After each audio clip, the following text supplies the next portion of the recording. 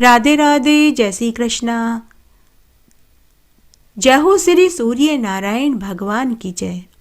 अगर जन्म कुंडली में सूर्य ग्रह कमजोर है तो मनुष्य हमेशा बीमार रहता है, मान सम्मान नहीं मिलता, नौकरी में तरक्की नहीं होती, गरीबी और दारिद्र्यता का मुंह देखना पड़ता है, परिवार में हमेशा कलह बना रहता है, परिवार और सगे संबंधियों स्त्री पुरुष दोनों में मनमुटाव रहता है, पति पत्नी के झगड़े होते रहते हैं, बच्चों से नहीं बनती, पिता व बड़े भाई से कटुता रहती है। इस मास में लाल वस्त्र लाल चीज का दान करने से उत्तम फल की प्राप्ति होती है। पौष मास में सूर्य 11,000 रश्मियों के साथ ऊर्जा प्रदान करता है, इसलिए अगर पौष मास में रोज नियमित रूप से सूर्य नारायण भगवान की पूजा की जाए, अर्घ्य दिया जाए तो कुंडली में सूर्य मजबूत हो जाता है। इस मास में सूर्य के 12 नामों का जाप करना चाहिए, इससे व्यक्ति स्वस्थ निरोगी कंचन जैसी काया वाला हो जाता है। पौष मास में सूर्य उत्तरायण से दक्षिणायन होता है, मगर मकर संक्रांति के दिन सूर्य उत्तरायण होता है, जिसके बाद से दिन बड़े व रातें छोटी होने लगती है। सूर्य के उत्तरायण होने की स्थिति को देवताओं का दिन कहा गया है। उसके संबंध में कहा गया है कि जिनकी मृत्यु सूर्य के उत्तरायण होने की स्थिति में होती है उन्हें सीधा मोक्ष मिलता है। महाभारत काल में भीष्म पितामह ने सूर्य के उत्तरायण होने पर ही अपने प्राण त्यागे थे। जब भीष्म पितामह को प्राण लगा था तो सूर्य दक्षिणायन था, तो उन्होंने बाणों की शैया पर लेटकर सूर्य के उत्तरायण होने का इंतजार किया और तभी उन्होंने अपने प्राण त्यागे थे। माना जाता है कि भीष्म पितामह के सूर्य उत्तरायण होने पर प्राण त्यागने पर उन्हें सीधा मोक्ष मिला था। पौष मास की अमावस्या, एकादशी व पूर्णिमा पर स्नान, व्रत और दान का अधिक महत्व है। कहा जाता है कि इन 3 तिथियों में पवित्र नदियों में जाकर स्नान करने मात्र से ही उस मनुष्य के जीवन भर के सारे पाप धुल जाते हैं। पौष मास की अमावस्या को पवित्र नदियों में जाकर स्नान करने, पितरों के निमित्त पिंडदान करने, तर्पण करने से पितृदोष दूर हो जाता है, काल सर्प रूपी दोष से मुक्ति मिल जाती है। पौष मास के रविवार को लाल कपड़ा, तांबे का लोटा, गुड़ और गेहूं का दान करने से मन इच्छित वस्तु की प्राप्ति होती है। चंद्रमा की कला की घट बढ़ वाले 2 पक्ष, कृष्ण पक्ष और शुक्ल पक्ष, जो एक मास होते हैं, वही चंद्रमास कहलाता है। यह 2 प्रकार का शुक्ल प्रतिपदा से प्रारंभ होकर अमावस्या को पूर्ण होने वाला अमांत मास मुख्य चंद्रमास है। कृष्ण प्रतिपदा से पूर्णिमात होने वाला गौण चंद्रमास है। यह तिथि की गठ बढ़ के अनुसार 29, 30, 28 एवं 27 दिनों का होता है। पूर्णिमा के दिन चंद्रमा जिस नक्षत्र में होता है उसी आधार पर महीनों का नामकरण होता है। मल मास क्या होता है? सौर वर्ष से 11 दिन 3 घटी और 48 पल छोटा है। चंद्र वर्ष इसीलिए हर 3 वर्ष में इसमें 1 महीना जोड़ दिया जाता है। सौर मास 365 दिन का और चंद्रमास 355 दिन का होने से प्रत्येक वर्ष 10 दिन का अंतर आ जाता है। इन 10 दिनों को चंद्रमास ही माना जाता है। फिर भी ऐसे बढ़े हुए दिनों को पुरुषोत्तम मास, मल मास या अधिक मास कहा जाता है। चंद्रमास के महीने चैत्र, वैशाख, ज्येष्ठ, आषाढ़, सावन, भादवा, आश्विन, कार्तिक, अगहन, पौष मास, माघ मास और फाल्गुन मास है। खर मास क्या होता है? भारतीय पंचांग के अनुसार जब सूर्य धनु राशि में संक्रांति करते हैं तो यह समय शुभ नहीं माना जाता।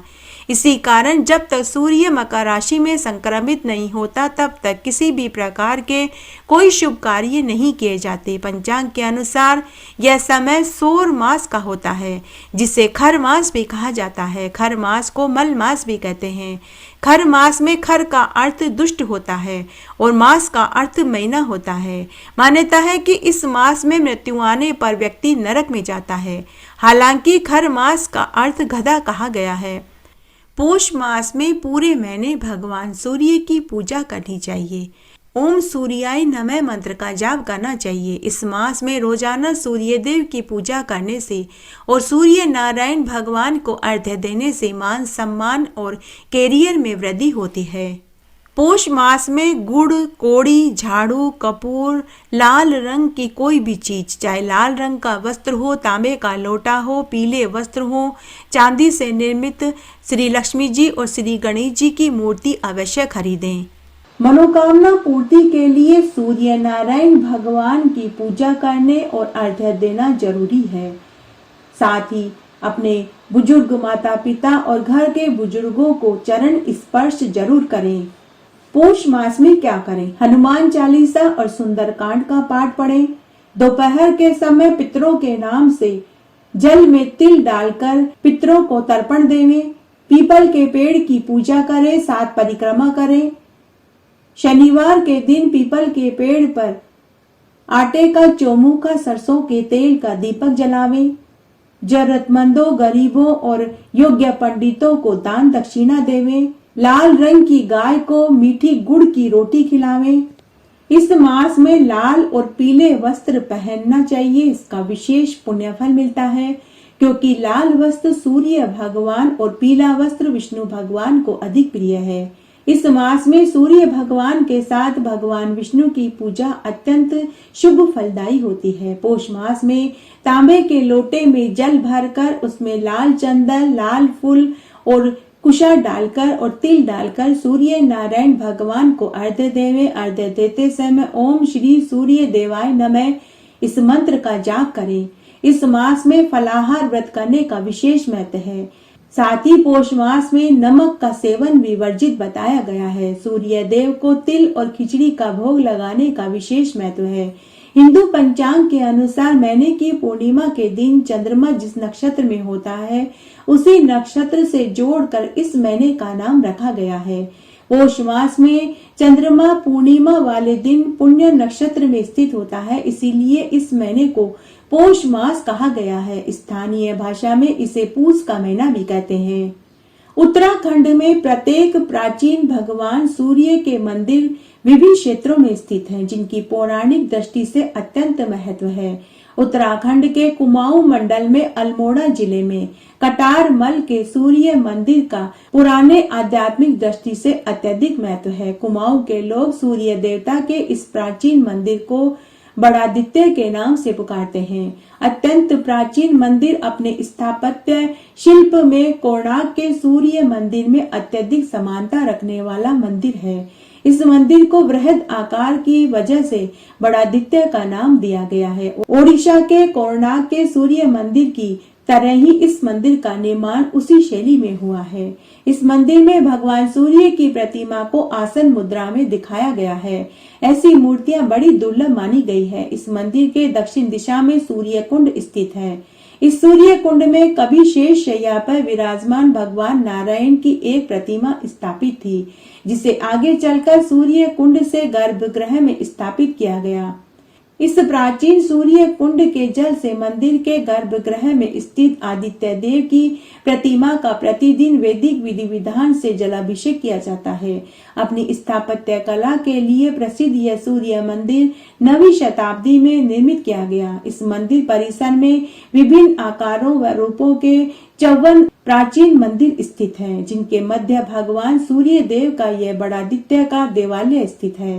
पौष मास में गंगा आदि पवित्र नदियों में और संगम में स्नान करने का विशेष पुण्य फल प्राप्त होता है। देवप्रयाग में भागीरथी नदी और अलकनंदा नदी के संगम पर मकर संक्रांति के दिन स्नान का विशेष पुण्य फल प्राप्त होता है। इसी देवप्रयाग से भागीरथी और अलकनंदा नदियों के मिलन से गंगा का आविर्भाव हुआ था। यहीं से दोनों नदियों का मिलन का नाम गंगा रखा गया, जो यहाँ से ऋषिकेश, हरिद्वार, प्रयागराज और काशी होती हुई पश्चिम बंगाल के गंगा सागर में समाहित हो जाती है। गंगा सागर में भी मकर संक्रांति के दिन विशाल मेला लगता है। पौष मास की मकर संक्रांति को गंगा स्नान का अत्यंत महत्व है। मकर संक्रांति और उसके 2 अगले दिन उत्तराखंड के कुमाऊं मंडल में पर्वतीय क्षेत्रों में काले कौवे का त्योहार मनाया जाता है। छोटे बच्चों की दीर्घायु और स्वस्थ जीवन के लिए शक्करपारे बनाए जाते हैं और कौवों को खिलाया जाता है। पौष मास आध्यात्मिक दृष्टि से समृद्धि देने वाला मास है। पौष मास के प्रत्येक रविवार में सूर्य नारायण भगवान को अर्घ्य देते समय तांबे के लोटे में शुद्ध जल भरकर लाल चंदन, लाल रंग का पुष्प और तिल डालकर सूर्य मंत्रों से सूर्य नारायण भगवान को अर्घ्य देना चाहिए। तिल और चावल की खिचड़ी का भोग लगाकर दान करना चाहिए। इससे व्यक्ति स्वस्थ, कंचन जैसी काया वाला, तेजस्वी, ऊर्जावान, पुत्रवान होता है। इस महीने सूर्य 11,000 रश्मियों के साथ व्यक्ति को ऊर्जा और स्वास्थ्य प्रदान करता है। पौष मास में अगर सूर्य की नियमित रूप से पूजा की जाए तो व्यक्ति साल भर स्वस्थ और निरोगी, कंचन जैसी काया वाला हो जाता है। धार्मिक मान्यता के अनुसार इस महीने में भगवान सूर्य देव का पूजन का विशेष महत्व है। सूर्य के साथ श्री विष्णु भगवान की पूजा करनी चाहिए। इस महीने में भगवान सूर्य को अर्घ्य देने और उपवास करने से मनुष्य धनवान, पुत्रवान होता है। सूर्य के धनु में जाने से खर मास प्रारंभ होता है। खर मास में मांगलिक कार्य नहीं किए जाते। पौष मास में रोजाना सूर्य देव को जल देना शुभ माना जाता है। सूर्य को जल अर्पित करने के लिए तांबे का लोटा लेना चाहिए। तांबे के लोटे में साफ जल, रोली, लाल पुष्प रखकर और तिल डालकर ओम आदित्याय नमः या ओम सूर्याय नमः मंत्र का जाप करना चाहिए। पौष मास में मध्य रात्रि की साधना त्वरित फलदायी होती है। इस महीने में गर्म वस्त्र, कंबल, जूते आदि का दान करने का उत्तम फल मिलता है। इस महीने में लाल और पीले रंग के वस्त्र पहनने और दान करने से भाग्य में वृद्धि होती है। इस महीने में घर में कपूर की सुगंध करने से घर में सकारात्मक ऊर्जा आ जाती है। हिंदू पंचांग के अनुसार साल के 10वें महीने को पौष का महीना कहा गया है। इस महीने में सूर्य अपने विशेष प्रभाव में होता है। विक्रम संवत में पौष 10वां महीना है। जिस मास की पूर्णिमा को चंद्रमा जिस नक्षत्र में होता है उस मास का नाम उसी नक्षत्र के आधार पर रखा गया है। पौष मास की पूर्णिमा को चंद्रमा पुण्य नक्षत्र में होता है, इसीलिए इस मास का नाम पौष मास है। कहा जाता है कि इस महीने में सूर्य 11,000 रश्मियों के साथ व्यक्ति को ऊर्जा और स्वास्थ्य प्रदान करता है। पौष मास में अगर सूर्य की नियमित रूप से पूजा की जाए तो मनुष्य का सूर्य ग्रह अगर कमजोर है तो वह प्रबल हो जाता है। सूर्य देवता की भग नाम से पूजा करने का विशेष फल मिलता है। शास्त्रों में ऐश्वर्य, धर्म, यश, श्री, ज्ञान, वैराग्य को ही भग कहा गया है। यही मान्यता है कि इस मास में मांगलिक कार्य नहीं करने चाहिए, वे शुभ फलदायी नहीं होते। पौष मास में सुबह जल्दी उठकर पवित्र नदियों में स्नान करके व्रत का संकल्प लेना चाहिए। वरुण देवता को प्रणाम करके पवित्र नदी या कुंड में स्नान करें। उसके बाद सूर्य मंत्र का जाप करके सूर्य नारायण भगवान को अर्घ्य देवें। मंदिर और घर पर भगवान कृष्ण की मूर्ति के आगे घी का दीपक जलाकर के पूजा और आरती करें और नैवेद्य का भोग लगावें। रात्रि के समय भगवान सत्यनारायण की कथा को पढ़े या सुने। उसके बाद चंद्रदेव की आरती उतारें। किसी जरूरतमंद व्यक्ति को या ब्राह्मण को भोजन करावें और उन्हें तिल, गुड़, कंबल, ऊनी वस्त्र, जूते, छाते का दान करें। पौष मास में कोई भी नया कार्य करना वर्जित है। इस दिन किसी यात्रा पर भी नहीं जाना चाहिए। पौष मास की अमावस्या पर पितरों के निमित्त पूजा, तर्पण और श्राद्ध किया जाता है। इसलिए इस दिन कोई भी शुभ कार्य न करें, नहीं कोई शुभ यात्रा करें, नहीं कोई व्यापार का लेन देन करें, नहीं कोई मांगलिक कार्य करें। पौष मास की अमावस्या के दिन तुलसी और बेलपत्र के पत्तों को भी नहीं तोड़ना चाहिए। पौष मास की अमावस्या के दिन दूसरे के घर का भोजन भी नहीं खाना चाहिए। पौष मास की अमावस्या के दिन दान जरूर करना चाहिए। गरीबों, जरूरतमंदों को भोजन खिलावें, सामर्थ्य अनुसार दान करें। पितरों के निमित्त तर्पण और पिंड दान करें और पूरे विधि विधान से करें तो उस घर में कभी भी गरीबी का वास नहीं होगा। उस घर में हमेशा स्थायी लक्ष्मी का वास होगा। सूर्यदेव भगवान की उत्पत्ति के अनेक प्रसंग हैं। सूर्य देवता महर्षि कश्यप के पुत्र और महर्षि पत्नी अदिति के गर्भ से उत्पन्न हुए थे। अदिति के पुत्र होने के नाते ही उनका नाम आदित्य पड़ा। इसी प्रकार पैतृक नाम के आधार पर वे कश्यप के पुत्र काश्यप प्रसिद्ध हुए। एक बार देवता और दैत्य दोनों वर्ग एक दूसरे के प्रति इतने प्रचंड विरोधी हो गए कि उनके मध्य भयंकर युद्ध शुरू हो गया। देवासुर संग्राम की उस युद्ध को संज्ञा दी गई। उस संग्राम में दैत्य और दानव इन दोनों पक्षों की सामूहिक शक्ति ने देवताओं को पराजित कर दिया। देवता वर्ग भय और ग्लानि के कारण इधर उधर जाकर छिप गए। देवता दैत्य के सामने अपने आप को असहाय महसूस कर रहे थे। इससे क्षुब्ध होकर देवताओं की माता अदिति देवी ने सोचा कि सर्वव्यापी काल पुरुष और अजय विराट रूप यह महान शक्ति पुंज सूर्य यदि मेरे ऊपर कृपालु हो जाए तो अपने तेजांश से मुझे स्वयं जैसा तेजस्वी अजय पुत्र दे देंगे। उस पराक्रमी और अपराजय पुत्र के द्वारा मैं अपने वर्तमान पुत्रों की पराजय का प्रतिकार सरलता से कर सकूंगी और समस्त दैत्य दानव पराजित होकर भाग जाएंगे। ऐसी कल्पना करके देवी अदिति ने अपने पति महर्षि कश्यप से परामर्श किया। महर्षि कश्यप ने उन्हें स्वीकृति दे दी। अदिति ने विराट शक्ति केंद्र सूर्य की उपासना करी। फलस्वरूप अभिष्ट वरदान पाकर वे सूर्य की माता बने। उनके गर्भ से परम तेजस्वी पुत्र के रूप में सूर्य ने अवतार लिया। आइए अब हम सूर्य भगवान की जन्म कथा को सुनते हैं। महाप्रलय के उपरांत जब समस्त ब्रह्मांड शून्य था और पृथ्वी जलमग्न हो चुकी थी, सृष्टि का कहीं कोई अंश चिन्ह नहीं था। महासागर के जल और तल में शेषशायी भगवान विष्णु की नाभि से एक कमल दंड निकलकर ऊपर आया। उस दंड पर एक अति भव्य और विशाल कमल पुष्प था। उत्पत्ति के समय वह कमल पुष्प विकसित न होकर कली के रूप में बंद था। जल की सतह के ऊपर वातावरण के संपर्क में जब वह खुला तो उसके भीतर कमल गट्टे पर एक चतुर्मुख भव्य रूपा आकृति का परम तेजस्वी देवता विराजमान थे। वे स्वयं अखिल सृष्टि के कर्ता विश्व के रचनाकार ब्रह्मा जी थे। ब्रह्मा जी ने सर्वप्रथम जिस ध्वनि का उच्चारण किया था वह ओम था। यह ओम की ध्वनि समस्त ब्रह्मांड में व्याप्त हो गई। उसमें से अद्भुत तेज और प्रभाव निहित था। विष्णु के नाभि कमल पर एकाकी रहते हुए ब्रह्मा जी की इच्छा हुई कि इस एकांत और शून्यता को मिटाने के लिए सृष्टि की रचना की जाए।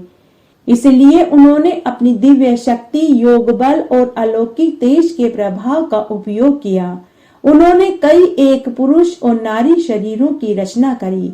वे सभी शरीर सक्रिय और प्राणवत थे।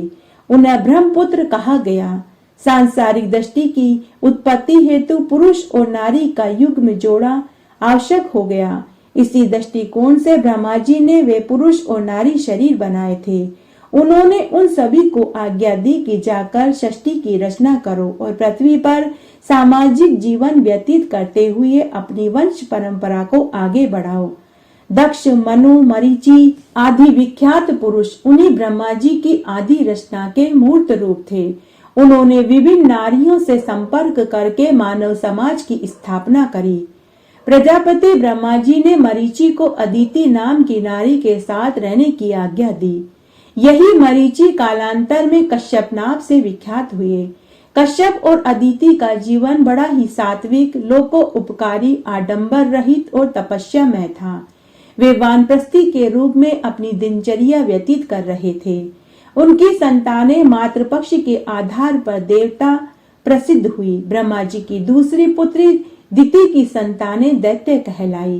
ब्रह्मा पुत्रों में मनु से मानवों की वंश परंपरा चली और धनु के वंशज दानव कहलाए और आगे चलकर इनकी सत्ता अधिकारी के लिए वैमनस्यता उत्पन्न हो गई और वे लड़ने लगे। दैत्य और दानव संगठित होकर देवताओं पर ऐसा प्रचंड आक्रमण करने लगे कि देवताओं का अस्तित्व ही संकट में पड़ गया। देवता और दानवों का यह संघर्ष चलता रहा। कई बार तो ऐसा लगा कि विश्व युद्ध आरंभ हो गया, संसार का सर्वनाश होकर ही रहेगा। ऐसे महान संकट में देवताओं की विनाश कल्पना से व्याकुल होकर कश्यप और अदिति ने सूर्य भगवान की उपासना करी। उनकी उपासना से संतुष्ट होकर सूर्य शक्ति ने वरदान मांगने को कहा। इस पर अदिति ने याचना करी कि मेरी संतानों की रक्षा करो।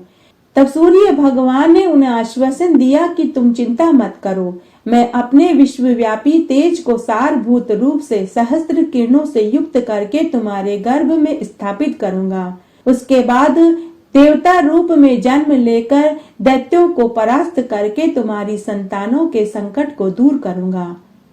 इससे अदिति संतुष्ट हो गई।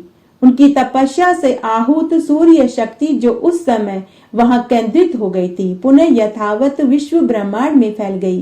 कुछ समय के बाद देवी अदिति गर्भवती हो गई। उनके गर्भ में वस्तुतः कोई सामान्य शिशु न होकर सूर्य शक्ति का सार रूप था।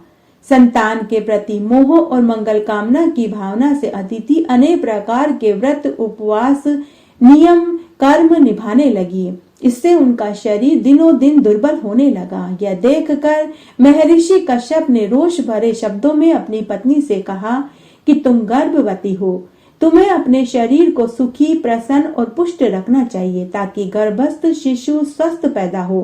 परंतु तुम ऐसी हो कि भूखी प्यासी रहकर अपने गर्भास्थ को नष्ट करने पर तुली हुई हो। यह कैसा विवेक है तुम्हारा? क्या तुम्हारे इस आचरण से गर्भस्थ अंडा नष्ट नहीं हो जाएगा? तब अदिति ने शांत स्वर में अपने पति से कहा कि हे स्वामी, आप चिंता न करें, यह गर्भास्थ आग का दिया हुआ नहीं है, साक्षात सूर्य शक्ति का प्रसाद है। यह कभी नष्ट नहीं होगा, यह सदा अविनाशी है और हम सबके शत्रुओं का संहारक बनेगा। आप धैर्य पूर्वक इनके तेज और पराक्रम को देखिए। ऐसा कहते कहते अदिति ने स्वयं को अपमानित समझकर क्रोध में आ गई और अपान वायु के वेग से गर्भस्थ अंड का परित्याग कर दिया। जैसे ही वह परम तेजवान प्रकाश पुंज अग्नि जैसा ज्वलंत पिंड अदिति के गर्भाशय से निकलकर पृथ्वी पर गिरा, उसकी रश्मियों के तेज से दिशाएं दहक उठी। सर्वत्र प्रकाश और उष्मा ने ऐसे विकराल रूप में विस्तार किया कि जान पड़ा सारा ब्रह्मांड इसी में जल भून जाएगा। अब कश्यप मुनि घबराने लगे। उन्हें अपनी भूल पर बड़ा पश्चाताप हुआ और वे विनय पूर्वक हाथ जोड़कर उस सूर्य के सार अंश पिंड को साक्षात सूर्य मानकर क्षमा याचना करने लगे। आत्मग्लानि भरी कश्यप जी की क्षमा याचना से द्रवित होकर आकाश में एक आकाशवाणी हुई और आकाशवाणी ने कहा कि अरे कश्यप, तुमने क्रोध में आकर अपनी पत्नी पर भ्रूण हत्या का लांछन लगा दिया। तुम्हारे मुख से निकला हुआ कि इस अंड को क्यों मारने पर तुली हो, इस प्रकार से कहकर तुमने इसे मरा हुआ घोषित कर दिया और अब इसी के लिए तुम क्षमा याचना कर रहे हो। अस्तु, अब तुम जाओ, हम तुम्हें क्षमा करते हैं, परंतु इस अंड की उपेक्षा मत करो। यह अंड सहस्त्रों किरणों से और सहस्त्रों नामों से युक्त होगा। इसका नाम मारितांड भी रहेगा। यही मारितांड, मारित अर्थात अंड, आगे चलकर मार्तंड हुआ। महर्षि कश्यप को अपनी पत्नी तथा देववाणी के प्रति अतूट श्रद्धा हो गई। वे अपना सारा क्रोध और अहंकार त्याग कर सहज सात्विक मन से उस अंड को साक्षात सूर्य शक्ति का पिंड रूप मानकर वेद मंत्रों द्वारा उनकी स्तुति करने लगे। कश्यप द्वारा उच्चारित वेद मंत्रों से संवेदित होकर थोड़ी देर बाद वह अंड फट गया और उसमें से लाल रंग के कमल जैसा शोभायमान परम कांति युक्त तेजस्वी सुदर्शन बालक पैदा हुआ। वह इतनी प्रकाशमान किरणें प्रकाशित करने लगा जिनके आलोक से समस्त दिशाएं, पृथ्वी मंडल, आकाश सब उद्भासित हो उठे। यही बालक सूर्य देवता के नाम से विख्यात हुए और कालांतर में उसके रूप, गुण, प्रकृति, प्रभाव के आधार पर अनेक सैकड़ों नाम पड़े। सूर्य जैसे तेजवंत नायक को पाकर देवता गणों का साहस बढ़ गया। उन्होंने दैत्यों को ललकारा। पुनः युद्ध शुरू हुआ, परंतु सूर्य का तेज दैत्य सहन न कर सके। सारी दैत्य सेना वहां से भाग गई। देवताओं की विजय हुई और सूर्य देव को समस्त ब्रह्मांड का सर्वाधिक तेजस्वी, अजय, पराक्रमी, विद्वान, दयालु, दीन रक्षक, दुष्ट संहारक देवता मानकर उन्हें विश्व का प्रकाशक, दर्शक, नियंता, ग्रहराज स्वीकृत किया गया। तब से आज तक अखंड सूर्य आकाश मंडल में स्थित रहकर अखिल विश्व पर नियंत्रित करते चले आ रहे हैं। उठ प्रभाते सूरज मनाऊं, नारायण जी का दर्शन पाऊं। यो पाठ सवेरे गाऊं, नारायण जी का दर्शन पाऊं।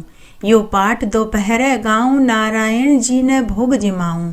यो पाठ संजा ने गाऊं, नारायण साथे बैकुंठा जाऊं। सिर सोए जरी का पेचा, आओ का सब्जी का बेटा। करे घोड़े सवार, राणा जी का भरतार। कन्या गावे घरवर पावे, परणी पुत्र खिलावे। बूढ़ी गावे बैकुंठा जावे, बूढ़ी गावे गंगा नावे। ऐसा पाठ सवेरे गावे। आइए अब हम सूर्य चालीसा को सुनते हैं। कनक बदन कुंडल मकर, मुक्ता माला अंग।